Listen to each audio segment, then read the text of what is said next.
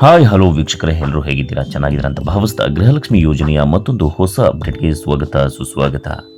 ಗೃಹಲಕ್ಷ್ಮಿ ಯೋಜನೆ 100% ಅಷ್ಟು ಸಕ್ಸಸ್ ಆಗಿದ್ರೂ ಕೂಡ ಇದುವರೆಗೆ ಈ ಯೋಜನೆ ಅಡಿಯಲ್ಲಿ ಪ್ರತಿ ತಿಂಗಳು 2,000 ರೂಪಾಯಿಗಳನ್ನು ಕರ್ನಾಟಕದ ಗೃಹಲಕ್ಷ್ಮಿಯರು ಪಡ್ಕೊಳ್ತಾ ಇದ್ರು. ಜೊತೆಗೆ ಈ ಒಂದು ಗೃಹಲಕ್ಷ್ಮಿ ಯೋಜನೆಯ ಹಣವನ್ನು ಪಡ್ಕೊಳ್ಳುವಂಥ ಸಂಖ್ಯೆ ಕೂಡ ಹೆಚ್ಚಾಗೇ ಇತ್ತು.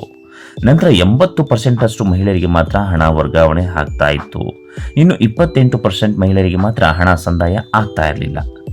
ಈಗಾಗಲೇ ಒಂದು ಗುಡ್ ನ್ಯೂಸನ್ನು ನಾನು ನಿಮಗೆ ಹೇಳೋದಕ್ಕೆ ಬರ್ತಾ ಇರುವಂಥದ್ದು ಏನಪ್ಪ ಅಂತಂದರೆ, ಪ್ರತಿ ಜಿಲ್ಲೆಗಳಿಗೆ ಯಾರ್ಯಾರಿಗೆ ಇನ್ನೂ ಕೂಡ ಹಣ ಸಂದಾಯ ಆಗಿಲ್ವೋ, ಗೃಹಲಕ್ಷ್ಮಿಯ ಹಣ ಸಂದಾಯ ಆಗಿಲ್ವೋ, ಅವರೆಲ್ಲರಿಗೂ ಕೂಡ ಒಟ್ಟಿಗೆ ಹಣವನ್ನು ಹಾಕ್ತಾ ಇದ್ದಾರೆ. ಹೌದು ವೀಕ್ಷಕರೇ, 8,000 ರೂಪಾಯಿಗಳ ಹಣವನ್ನು ಏನೂ ಫಲಾನುಭವಿಗಳ ಖಾತೆಗೆ ಹಾಕ್ತಾ ಇರುವಂಥದ್ದು. ಈಗ ಆಲ್ರೆಡಿ ನನಗೆ ಒಬ್ಬರು ಮಿತ್ರರು ಸಿಕ್ಕಿದ್ರು.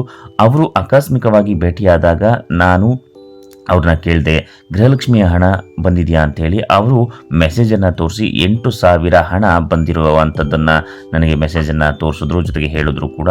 ಸೊ ಈ ಒಂದು 8,000 ಹಣವನ್ನು ಪಡ್ಕೊಂಡಂತಹ ಒಂದು ಜಿಲ್ಲೆ ಯಾವುದಪ್ಪ ಅಂತಂದರೆ ಬೆಂಗಳೂರು ಗ್ರಾಮಾಂತರ ಜಿಲ್ಲೆ.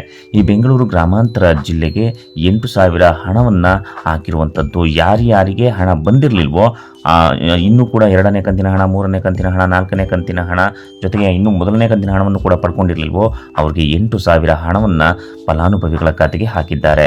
ಇದೇ ರೀತಿಯಾಗಿ ಹಂತ ಹಂತವಾಗಿ ಪ್ರತಿ ಜಿಲ್ಲೆಗಳಿಗೆ 8,000 ಹಣವನ್ನು ಹಾಕಿಕೊಂಡು ಬರ್ತಾ ಇರುವಂಥದ್ದು. ಯಾಕಪ್ಪ ಅಂತಂದರೆ ಈ 8,000 ಹಣ ಯಾರಿಗೆ ಬರುತ್ತೆ?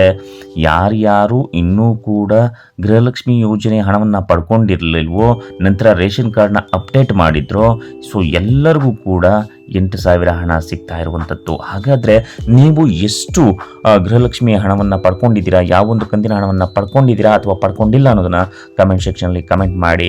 ವೆಯ್ಟ್ ಮಾಡ್ತಾ ಇರಿ, 100% ನಿಮಗೆ ಗೃಹಲಕ್ಷ್ಮಿ ಯೋಜನೆಯ ಹಣ ಬಂದೇ ಬರುತ್ತೆ ಅಂತ ಹೇಳ್ತಾ ಈ ಒಂದು ವಿಡಿಯೋನ ಇಲ್ಲಿಗೆ ಮುಗಿಸ್ತಾ ಇದ್ದೇನೆ. ಮತ್ತೆ ಮುಂದಿನ ವಿಡಿಯೋದಲ್ಲಿ ಸಿಗೋಣ. ಅಲ್ಲಿವರೆಗೂ ನಮಸ್ಕಾರ.